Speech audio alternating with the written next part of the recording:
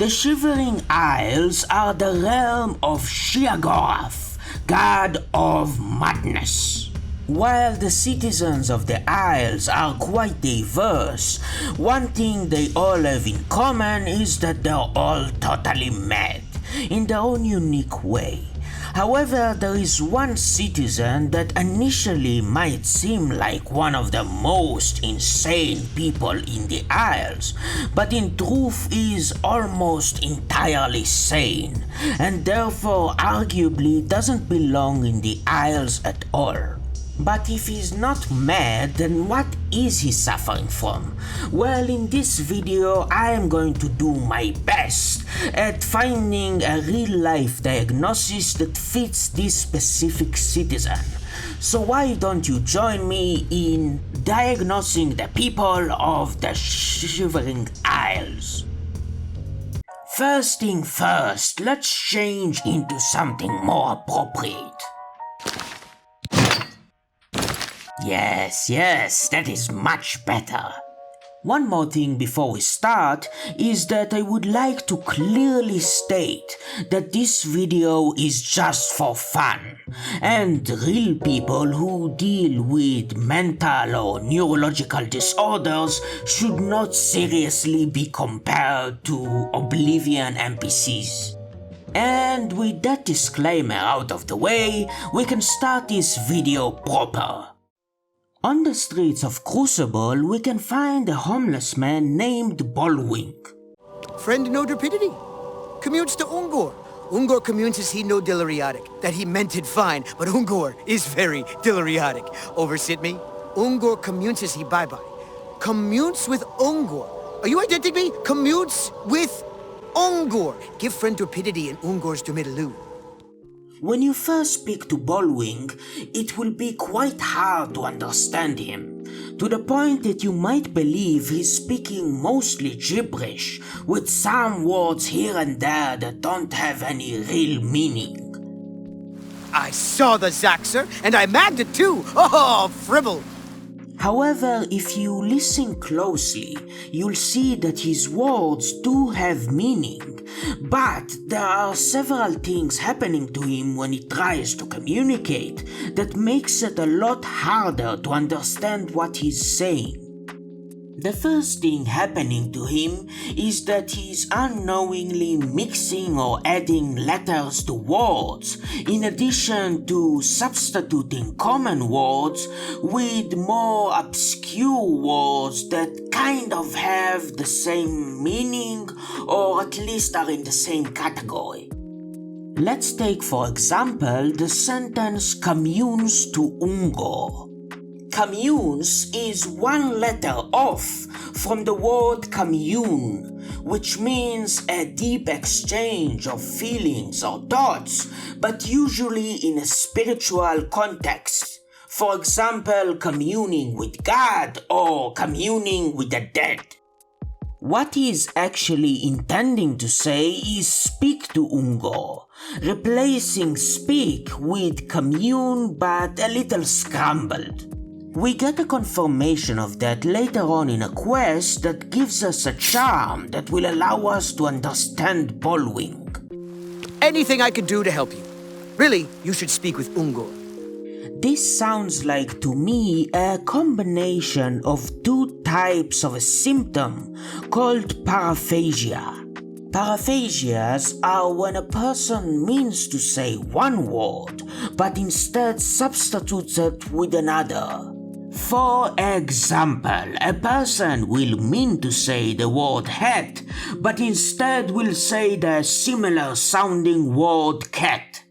These type of paraphasias, where the substituted word sounds similar to the original, are called phonemic paraphasias.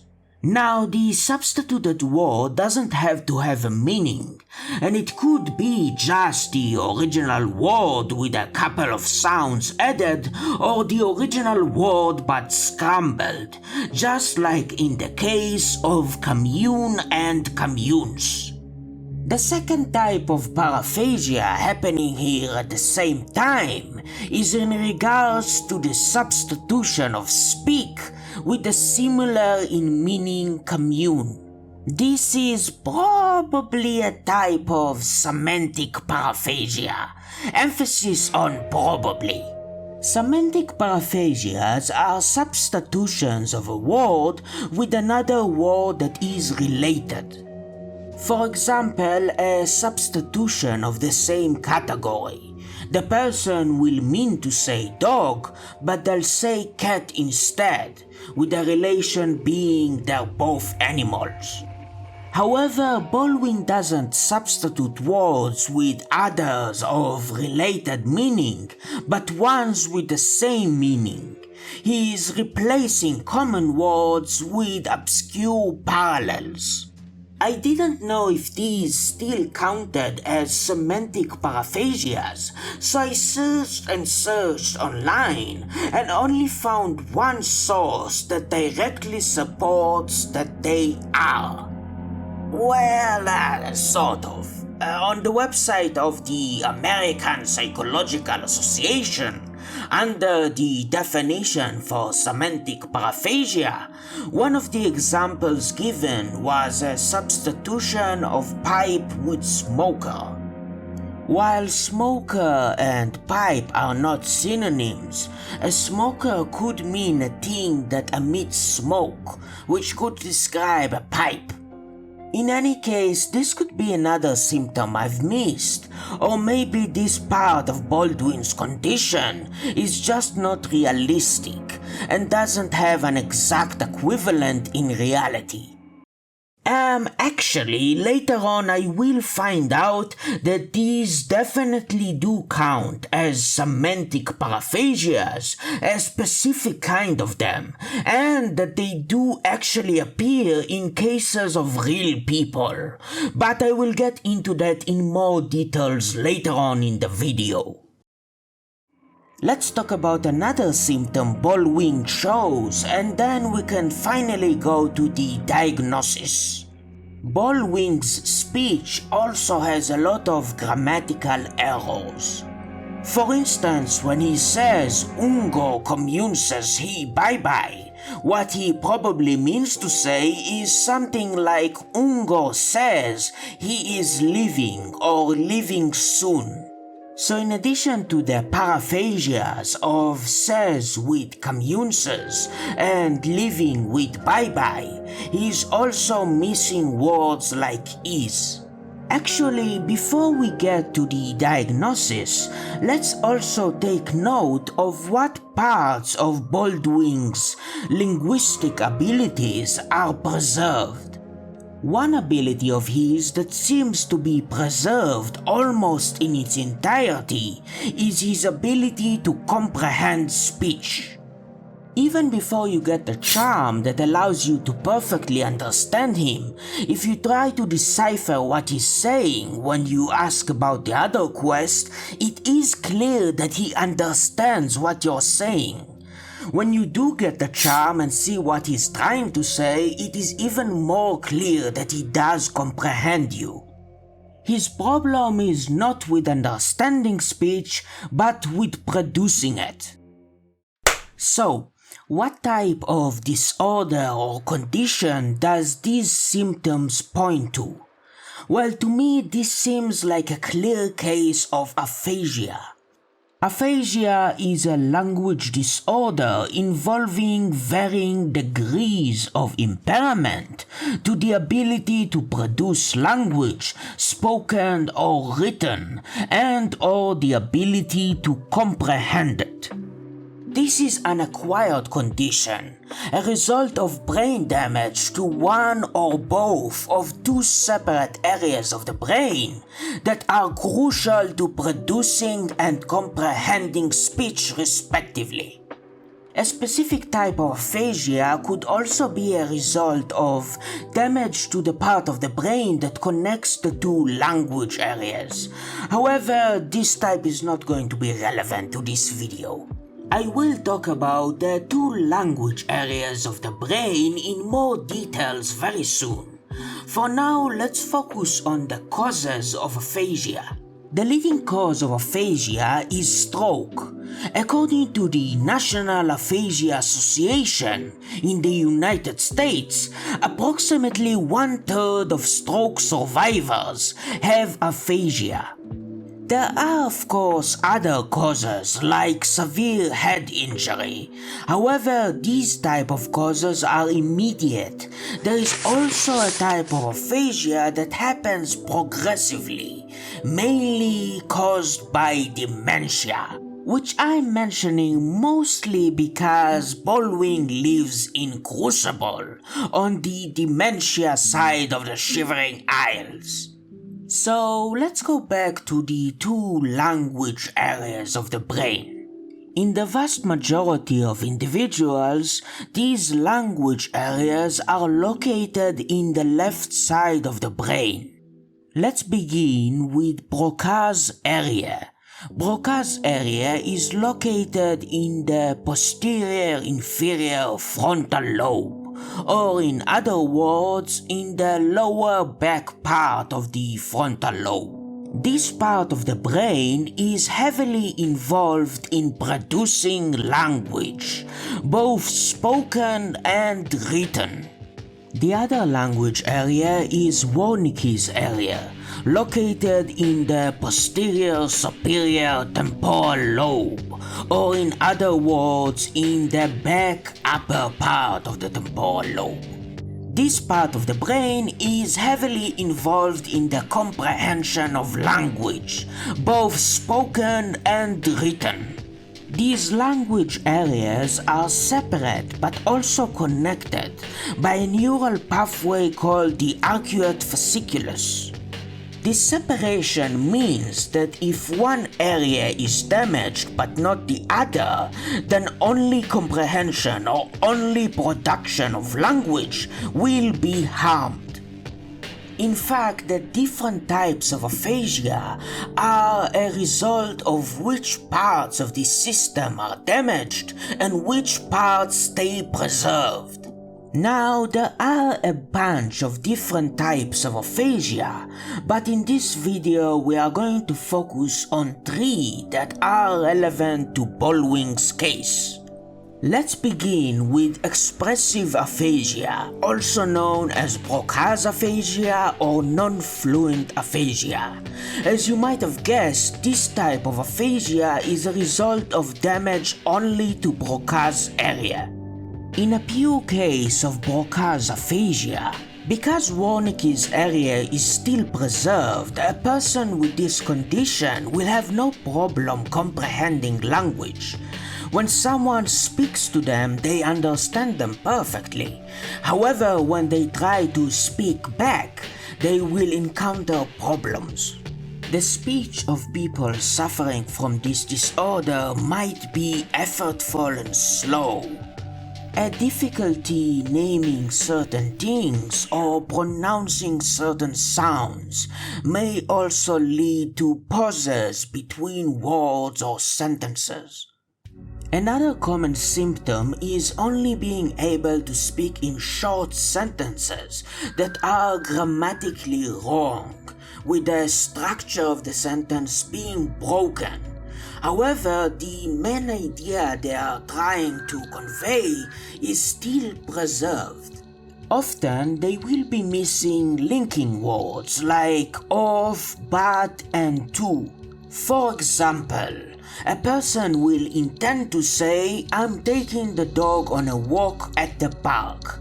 However, what will come out will be something like, "Me, dog, walk, park." Phonemic paraphasias may also occur. As we discussed before, these are substitutions of a word with another that sounds similar. However, because people with expressive aphasia do comprehend speech, they will notice that they didn't say the word they intended to, and might try to correct it as best they can. Like many other conditions, different patients may vary in severity. The severity depends on how much damage Broca's area sustained, in addition to how well the brain of the patient manages to recover afterwards. While parts of the brain that are damaged will never come back, the brain has a miraculous ability to use areas around the one that was damaged to compensate and start taking on the functions of the area that is gone. In a less severe case of expressive aphasia, a person with time and the help of speech therapy might regain the ability to speak in relatively long sentences. Now, their speech might still be slow and laborious, and their vocabulary might not be as rich as it used to be, but they could still communicate what they're trying to say quite well. However, in some cases over a long period of time, a person will eventually recover almost completely, to the point that they speak quite normally. In the description of this video, I will leave 3 links to videos about a woman named Sarah Scott. At the young age of 18, Sarah had a stroke that resulted in expressive aphasia. In the first video, 9 months after the stroke, Sarah showed very severe symptoms. She even had trouble saying her own name or answering what her age was. In the second video, 5 years after the stroke, Sarah was already doing a lot better. At this point, her speech is a lot more fluent, with less frequent and shorter pauses and longer sentences. In addition, when she encounters a word that she has difficulties with, she eventually succeeds in saying it, and without the help of writing it down. However, on the last video, 15 years later, she seems to speak almost completely normally. This shows that in some cases, a person could recover most of their ability to speak over time.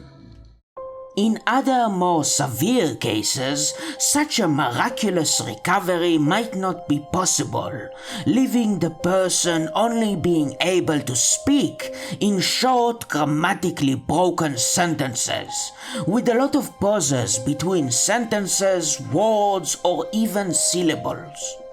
Yet there are even more severe cases of this type of aphasia, where the person could only say one specific word and nothing else. This was the case of one of the patients of Paul Broca. Louis Victor Leborgne lost his ability to speak at age 30 after epileptic episodes.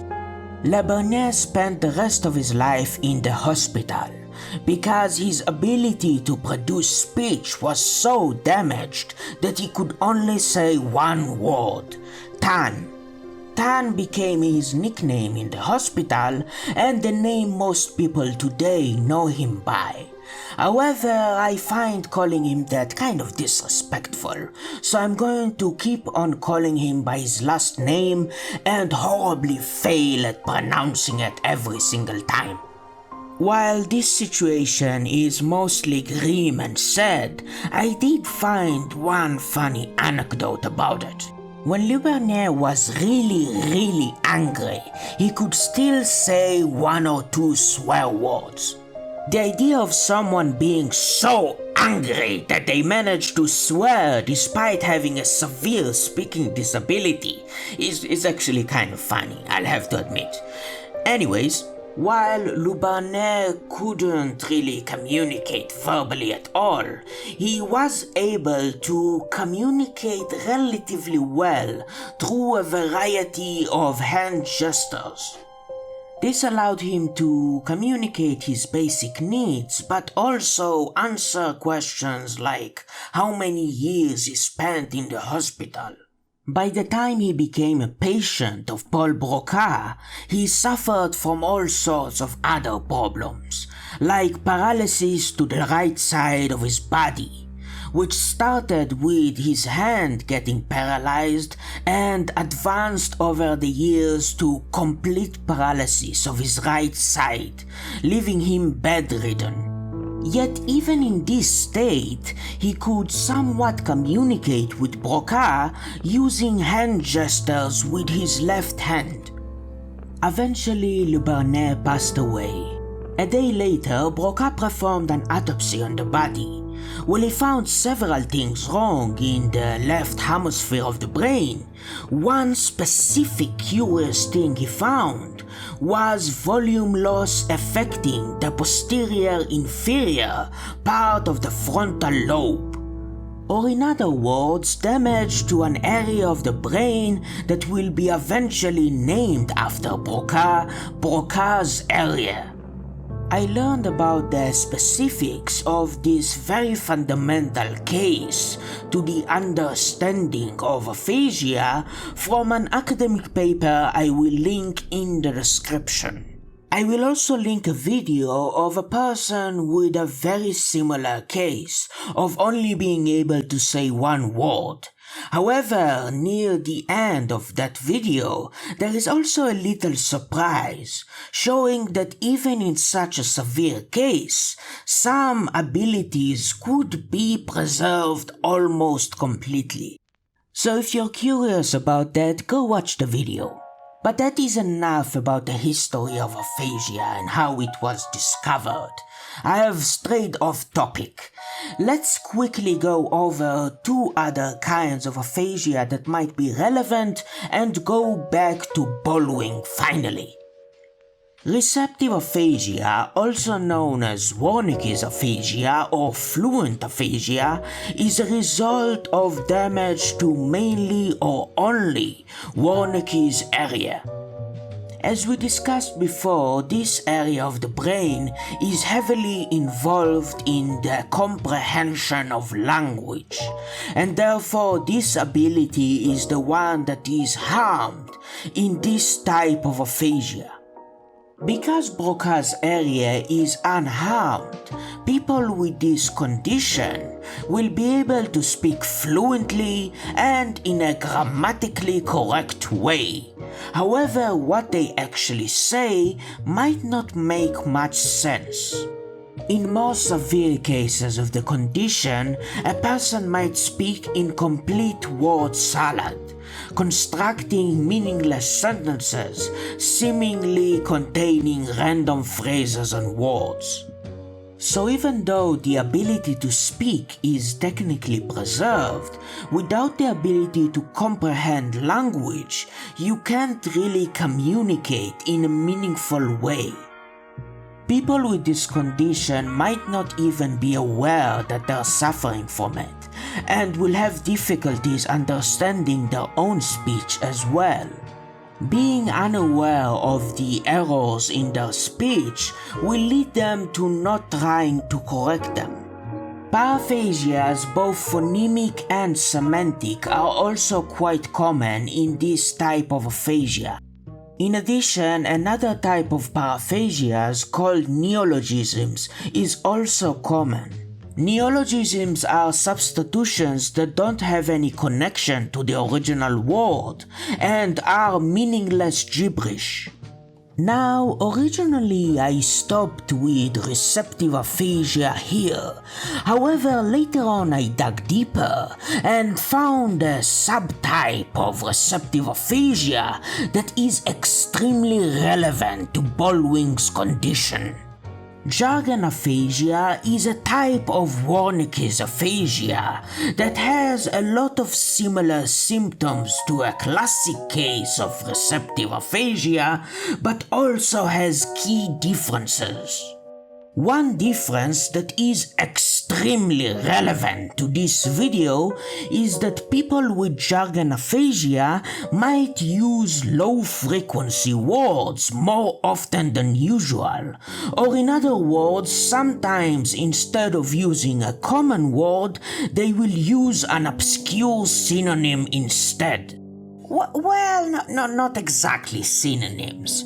Well, the substitute word and the target word are usually similar in meaning. They are meant to be used in a different context. For example, while commune and speak could both mean to communicate verbally, commune is almost always used in the context of a spiritual, intimate kind of communication. For example, communing with God through prayers, or communing with the spirits of the dead. Using it instead of speak in the context of speaking to another person normally is quite odd. Let's look at another example from Bolwing. Torpidity is a phonemic paraphasia of torpidity, but there is another semantic paraphasia happening here at the same time with torpidity and sleep. Torpidity is a state of motor and mental inactivity with a partial suspension of sensibility. This already sounds very similar to sleep. However, torpidity comes from the word torpor, which is a state that is closer to hibernation than sleep. For instance, bats can get into this state in order to preserve energy when hunting conditions are not ideal or during the times of the winter, and they can stay in this state for a couple of days to months. This use of low-frequency words to replace common ones is unique to this type of aphasia. As with other types of aphasia, including a classic case of receptive aphasia, low-frequency words are the least accessible, and therefore they rarely appear in the speech of people with the condition at all. Different cases of jargon aphasia may be differentiated by the most common type of speech error present in the speech of the patient. I want to focus on one type called semantic jargon aphasia. Semantic jargon is a speech that is mainly full of semantic paraphasias, including the use of low-frequency words that kind of have the same meaning as the target word. One important thing to note for later is that semantic jargon is as nonsensical as the speech of other types of receptive aphasia, as comprehension of language in general is still impaired.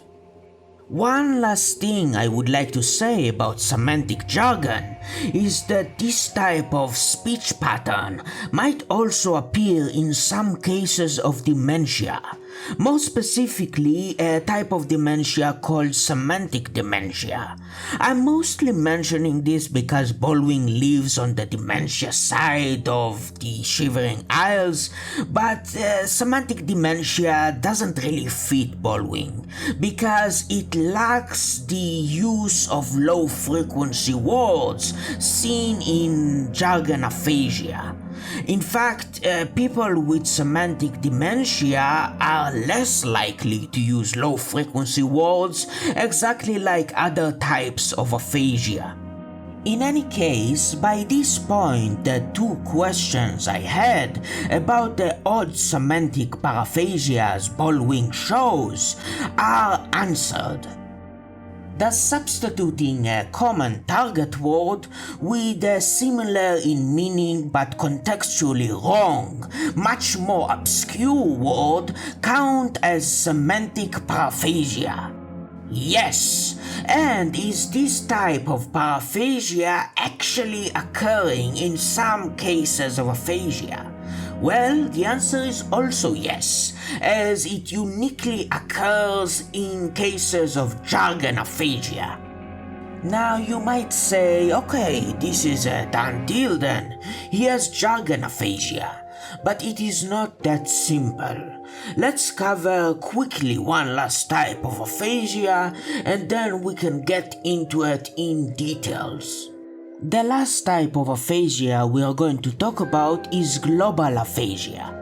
This type of aphasia is a combination of both expressive and receptive aphasia, as there is damage to both Broca's area and Wernicke's area. Both language comprehension and production are harmed in this type of aphasia, and as far as I know, they're usually harmed severely, meaning that almost all cases of global aphasia are also quite severe. As for how common each type of aphasia is, let's look at statistics of aphasia after a stroke. Right after the stroke happened, the most common type of aphasia is global aphasia.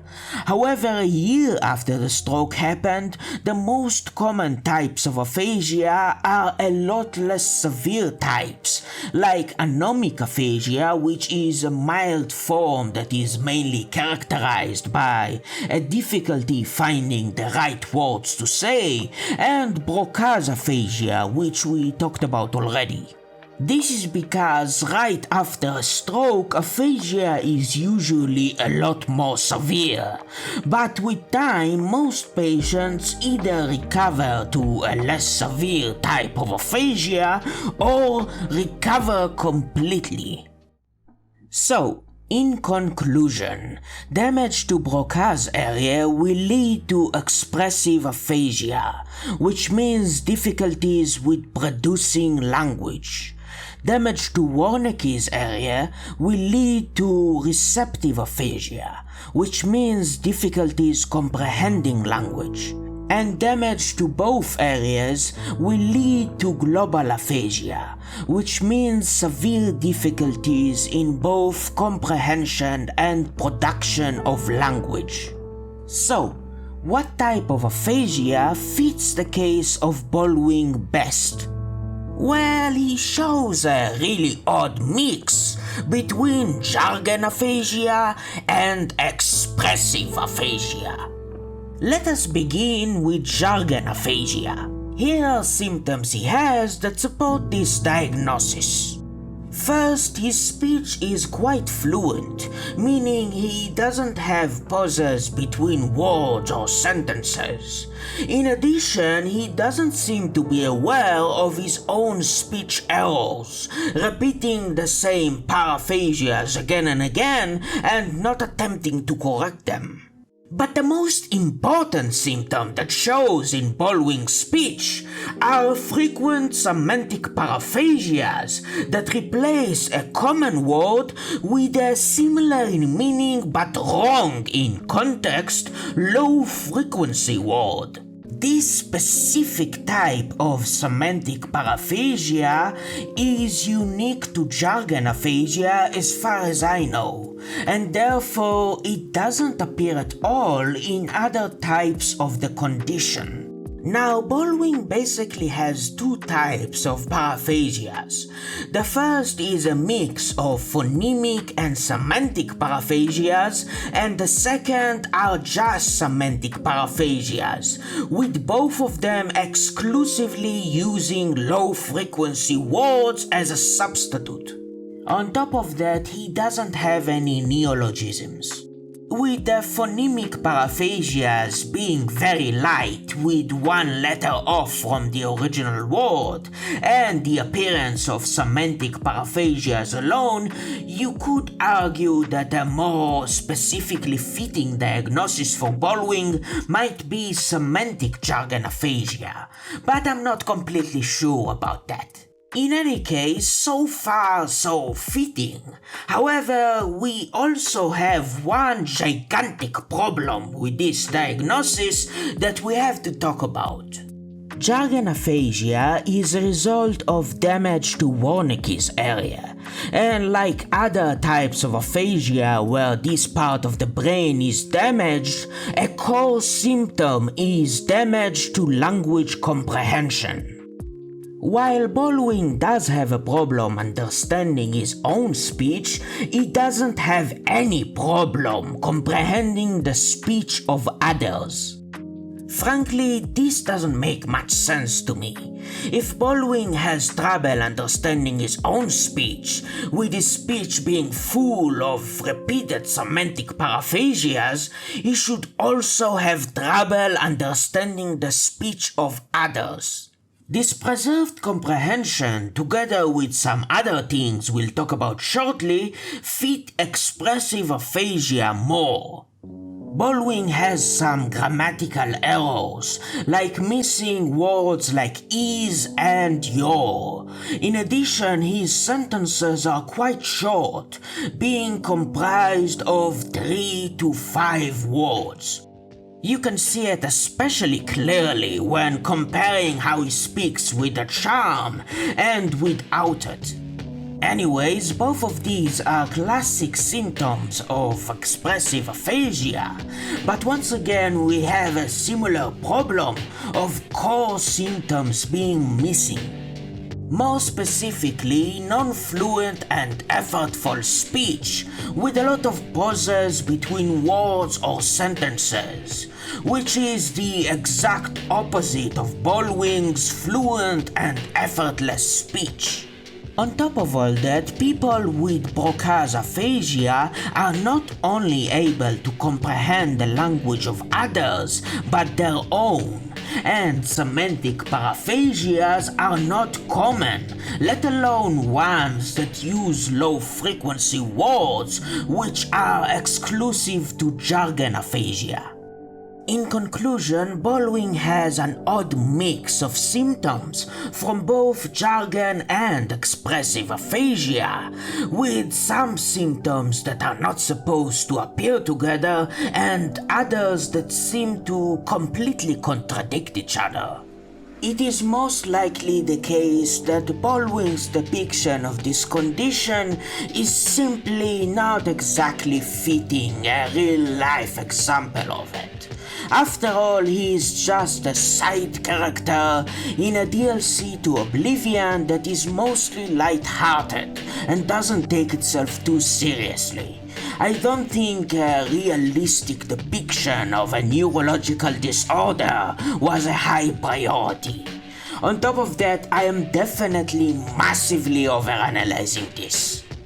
However, there is also perhaps another possibility. It could very well be that there are perhaps rarer manifestations of the condition that I am simply not aware of and do fit Bolwing like a glove. So if by any chance you are a speech-language pathologist or just happens to know more about aphasia than I do, then I would very much appreciate it if you enlighten me in the comments about anything I missed or misunderstood about this subject. Moving on, we can see hints of the common psychological effects of dealing with aphasia within Bolwing. More specifically, in that aspect, he resembles a severe case of expressive aphasia. Imagine being able to understand others just fine, and knowing what you want to say with all of it being completely coherent in your head, but when you actually try to speak, nothing coherent comes out. That sounds incredibly frustrating. We can hear a bit of this frustration in Bolwing's voice when he tries to say, "Do you understand me?" the second time. Are you identifying me? Commutes with Ungor. Fribble. And I really don't have to tell you how isolating this type of condition must be, which is why Bolwing is delighted when he finds out that we can understand him and he can finally speak to someone else after so long. Wait, you can understand me? Lovely! It's been too long since I was able to have a nice chat with someone. What a pleasant surprise. Previously, it was only poor Big Head who seemed to understand me, and he's always in such a lather about that fork. Not to mention how not being able to communicate at all is a massive disability, which would make it next to impossible for Bolwing to find a job, and therefore is probably the reason why he is homeless. This especially made me want an option in the game to just give him the charm that allows others to understand him, so he can just give it to people and speak with them as much as he wants, but sadly this is not an option. Now, while the frustration and isolation may lead to psychological problems like depression, aphasia is not a psychological disorder whatsoever, and these are not direct symptoms of it, which means that people who suffer from this condition are just as sane as ever. This makes Bolwing's situation a lot more tragic in my eyes, because if you speak to him with the charm, you realize that he's quite ordinary. He seems friendly, stable, and intelligent, yet because when people speak to him, all they hear is incoherent rumbling, they misjudge him as completely mad. When you first meet him, you might believe that he's actually one of the most mad characters in the Shivering Isles, so insane that he's barely coherent. But in reality, he is one of the most sane, so much so that he doesn't really belong in the realm of the Mad God. Sadly, we can't really do anything to help Bolwing. We can't give him the charm, and we can't get him to the psychedelic equivalent of a speech therapist. Best we can do is to have a small conversation with him once in a while. So next time you are in the streets of Crucible, make sure to stop by and have a small conversation with Bolwing. I'm sure he's going to appreciate that. Take care. Come back for a chat whenever you have the chance. Thank you very much for watching this video until the end, and I hope you enjoyed it or at least learned something interesting. Now, originally my plan in this video was to shortly cover several NPCs from the Shivering Isles. However, when I replayed the DLC in the new remake, years and years after the last time I've played it, I got so excited seeing Bolwing and how he seemed to have a condition I had former knowledge of and a surprisingly grounded depiction of it, that I fell into a rabbit hole of obsessively learning new things about aphasia. Like learning about more obscure types of the condition that I didn't know about, or learning a lot more about the history of the condition and the patients that were fundamental to coming up with this diagnosis in the first place.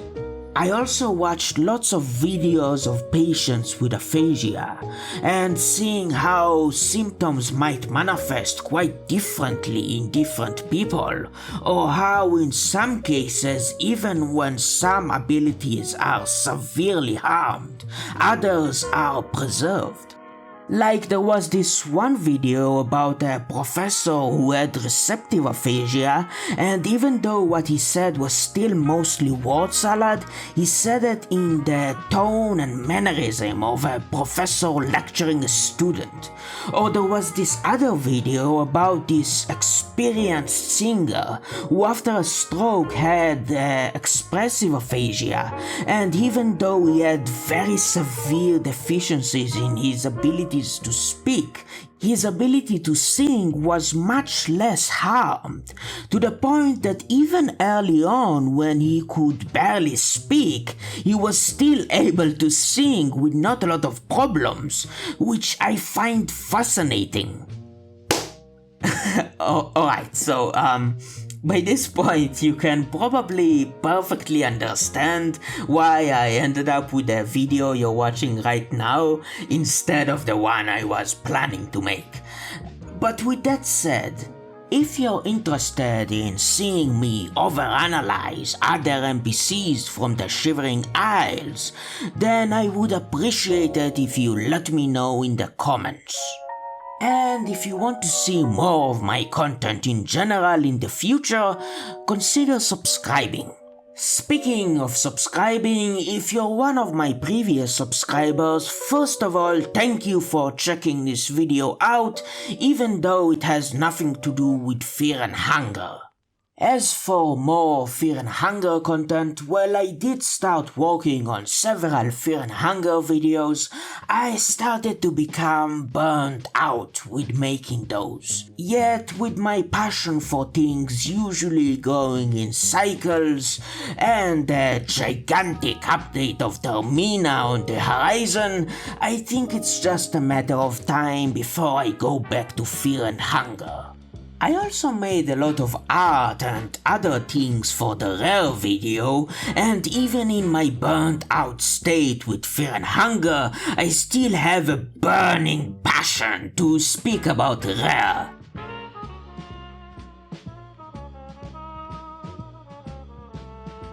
So sooner or later I will try and finish a Rare video or go completely insane trying, which is a fitting end considering the subject matter.